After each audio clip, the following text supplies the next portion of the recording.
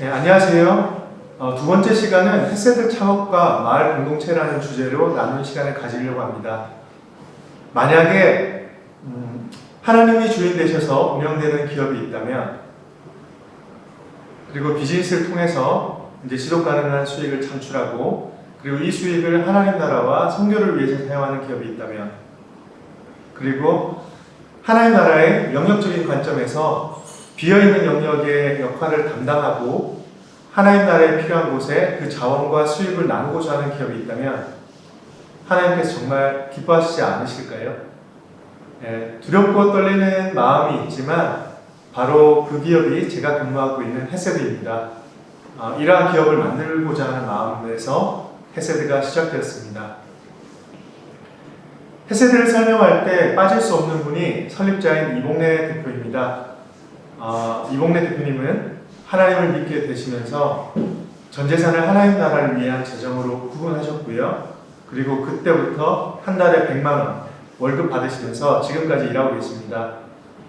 이봉래 대표는 2005년 조이벨스 회사를 설립해서 2016년 헤세드 캄보디아 설립 전까지 약 10년 동안 하나님께서 말씀하시고 또 보여주시고 하는 그런 전 세계에 재해가 발생한 곳, 그리고 학교, 병원, 교회, 선교지 등에 후원을 해왔습니다.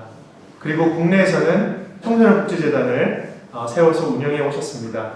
저는 하나님의 재정을 다루시는 분들 중에서 이봉래 대표만큼 철저하게 그렇게 개인 재정과 하나님 나라의 재정을 구분하시는 분을 본 적이 없습니다.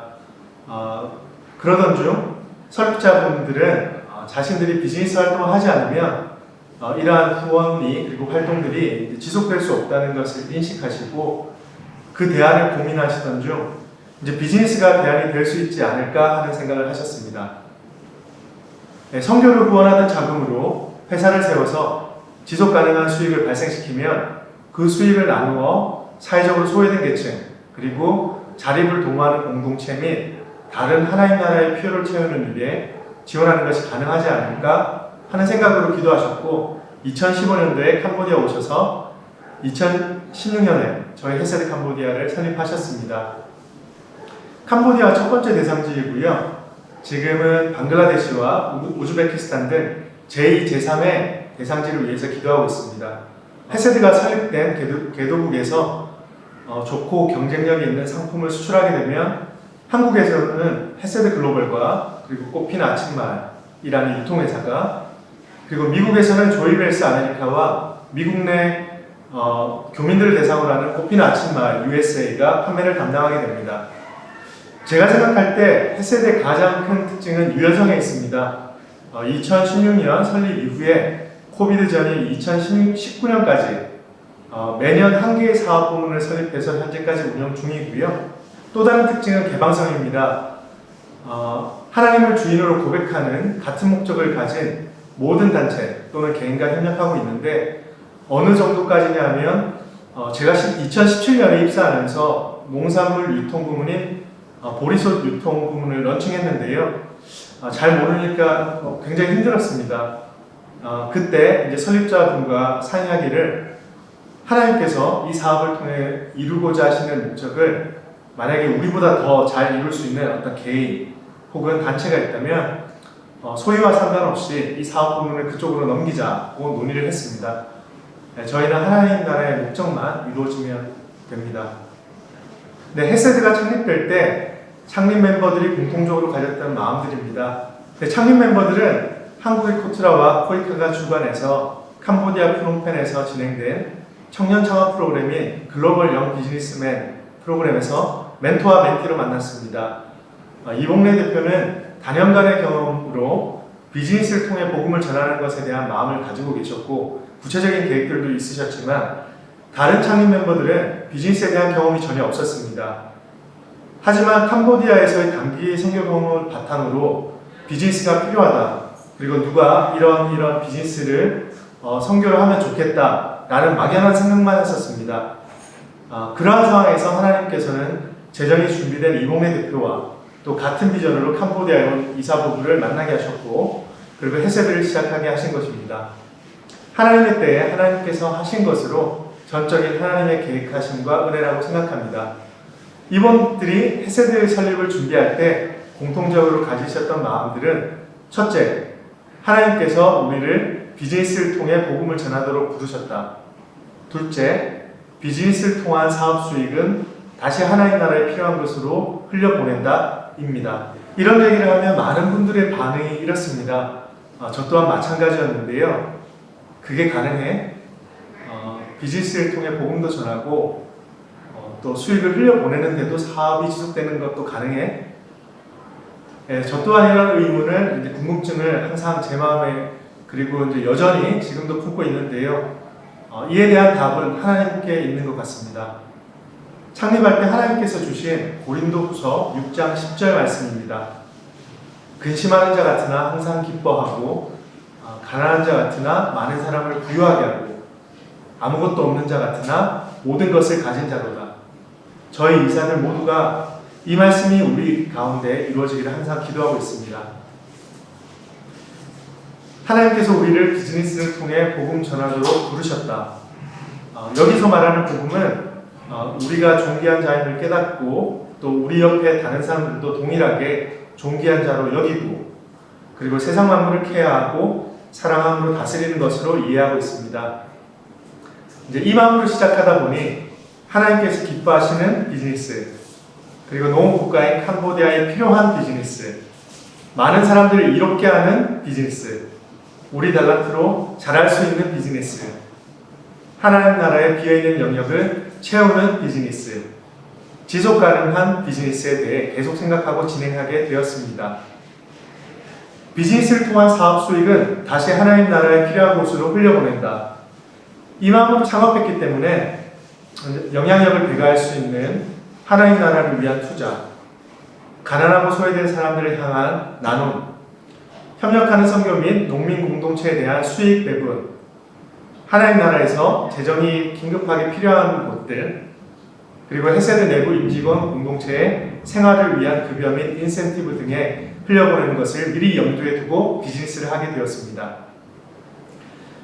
그래서 2016년에 소반나 팜슈가 사업 부문, 2017년에 보리솥 농산물 유통 부문, 2019년에 스롤란망고 사업 부문을 시작하게 되었습니다. 모두 다 공통점이 있지요. 그것은 바로 농업, 그리고 농민조합과 지역주민, 공동체, 지역개발에 대한 공통점입니다. 이렇다 보니 저희는 마을 공동체들과 함께 일해야 하는 그리고 어떻게 보면 뗄래야 뗄 수 없는 관계가 형성되었는데요. 오늘은 팜슈가 부문을 중심으로 그러한 내용들을 세 번째 시간에서 살펴보려고 합니다.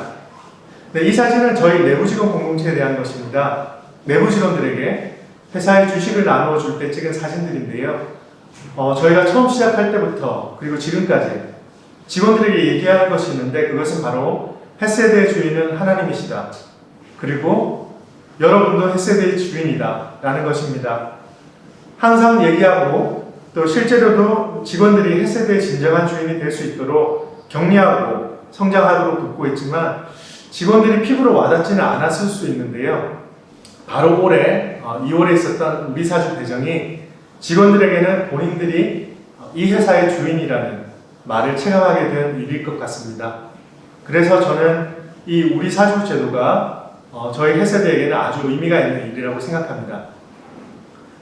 풀타임 정직원 모두에게 1년에 한 주씩 적립하다가 3년 이상 근무하면 일괄적으로 주식을 배정하고 직급이 승진하면 또 추가해서 주식을 주고 또 장기간 근무로 5년, 10년, 15년 때에는 복률로 저희가 주식을 더 계산해 줍니다. 그리고 또 회사가 성장하면 성장할수록 장기 근무한 직원들도 같이 혜택을 받아 결혼하거나 차를 사거나 집을 살 때 도움이 될 수 있도록 하고 있습니다. 아무런 대가 없이 우리 사주제도의 시행을 발표하고 주식을 나눠 주었는데요. 직원들은 아주 좋아했고요. 그리고 또 회사에 더 마음을 두고 장기적으로 이제 근무하려는 직원들의 모습을 볼 수 있었습니다. 이것은 저희 헤세드가 함께 살아가는 내부 공동체 직원들의 이야기이고요. 마을 공동체는 저희 헤세드에게 있어서 외부 공동체입니다. 저희 팜슈가 부문에서 사업 관련 직접 관계하는 두 곳의 마을 공동체가 있습니다. 왼쪽 깜뽕치남 주에 있는 마을은 2016년부터 관계를 시작했고 그리고 오른쪽 깜뽕스프주에 있는 마을은 2019년부터 방문하며 관계를 시작했습니다. 조금 더 자세한 내용들은 세 번째 시간에서 더 살펴보도록 하겠습니다. 이러한 마을들과 처음에 관계를 시작하고 또 사업을 함께 진행해 왔을 때 어려움들이 많았습니다. 경제적인 부분에 대해서 아주 민감했고요. 또 삶에 대한 열의가 낮았고 또 같이 일하시는 것 자체를 어려워하셨습니다. 그리고 외부 사람들에 대한 불신이 아주 컸습니다. 이런 부분들은 1975년부터 1978년까지 캄보디아의 크메르주 공산당이 행했던 슬픈 역사인 킬링필드의 영적인 그리고 육적인 유산들의 결과들을 생각되는데요. 킬링필드 4년 동안 지식인들을 중심으로 그리고 집단 농장에서의 굶주림 등으로 약 200만 명의 사망자가 발생하면서 사람들은 함께 일하는 것을 어려워하며 또 자기중심적이고 단기적인 삶에 대한 자세를 가지게 된 것 같습니다. 네, 그런데 감사한 것은 마을 사람들의 이러한 부정적인 모습들이 저희 사업들을 통해서 조금씩 변해가고 있다는 것입니다. 네, 다른 사업적인 측면에서의 영향도 없진 않겠지만 저는 그 열쇠가 바로 사랑과 관심인 것 같습니다. 이분은 깜뽕치낭에 있는 끈이라는 농부인데요. 정글도로 이렇게 나무 벌목 작업을 이렇게 하던 중에 무릎을 칼로 이렇게 다쳤고요. 그리고 적절한 치료 없이 항생제만 먹고 있다고 해서 저희가 병원으로 급히 데리고 와 보니 의사들이 처음에는 절단을 얘기할 정도로 어떤 그런 아주 심각한 상태였습니다. 프놈펜에 있는 헤브론 병원의 치료와 도움으로 지금은 후유증이 있기는 하지만 정상적으로 걷고 또 일하는 것이 가능한 수준이 되었습니다. 네, 이 사진 속의 아저씨는 깜뽕스프에 사시는 웬 아저씨입니다. 이분에 대해서는 참 할 말이 많은데요. 처음 이 지역에서 저희가 사업을 시작할 때 자꾸 이렇게 마음을 바꾸셔서 저희를 아주 힘들게 하신 분입니다. 일하시던 중에 못을 밟으셨고 발이 굼고 또 다리 전체가 부어갈 때까지 이제 그쪽 지역 의사 말만 믿고 이제 괜찮다고 그리고 다른 치료를 안 받아도 된다고 말씀하셨습니다. 그래서 저희 담당 의사가 방문해서 겨우겨우 설득을 했고요. 한 2시간 거리에서 차를 모시고 와서 저녁 시간에 응급실에 오셨습니다. 왼쪽 사진이 바로 이제 그 사진인데요. 이분도 처음 병원에서는 곧바로 이제 수술할 것과 또 절단도 미리 염두를 두어야 한다고 얘기할 정도로 아주 심각했습니다. 네, 그렇게 모셔다 드리고 이제 저희는 밤늦은 시간에 돌아왔는데 새벽에 저희가 메시지를 받았습니다. 지금 집으로 다시 돌아가고 있다고. 그래서 이제 저희 직원이 부랴부랴 급하게 연락을 했는데 직원이 통화한 다음에 얘기하기를 아저씨가 화가 나 있다고 하는 거예요. 그리고 이제 전화도 잘 안 받으신다고 하는 거예요. 그래서 담당 의사가 또 이제 다시 2시간 거리를 찾아갔습니다. 처음에는 얘기를 안 하시다가 이제 나중에 얘기를 하시는데 그러셨다는 겁니다. 첫 치료비로 200불을 병원에서 얘기를 하더라. 그리고 앞으로 또 돈이 더 들 텐데 어떻게 치료를 받냐. 괜찮다. 그냥 난 여기서 치료를 받겠다. 그렇게 말씀하셨다는 거예요. 저희가 미리 치료에 대해서 걱정하실까봐 저희가 도울 수 있습니다. 그리고 또 천천히 또 팜슈가를 만드시면서 갚으시면 됩니다. 라고 충분히 말씀을 드렸는데도 불구하고 비싼 치료비에 화가 나셔서 새벽에 비싼 오토바이 택시를 불러다가 2시간 거리 이제 집으로 돌아가신 겁니다. 네, 아주 짱짱해 보이시죠? 네, 아주 부지런하신 분입니다. 침대에 이렇게 누우시지도 않고요. 아프다는 말씀도 전혀 없으시고요. 네, 그래서 저희 담당 의사가 다시 갔습니다. 전화도 안 받으시고 하셔서 그래서 사생결단으로 몇 시간을 설득해서 다시 모시고 온 사진이 바로 오른쪽에 있는 사진입니다. 오른쪽에 처음 누우신 사진은 수술실에 들어가셔서 그래서 하얗게 이제 고름이 생긴 부분들의 살을 다 정리하고 나오셨을 때 이제 지치셔서 누우신 것입니다. 그리고 옆에는 사모님 그리고 사위와 딸이 있는 사진이고요. 네, 감사하게도 지금은 이제 절단 없이 잘 회복하셨습니다.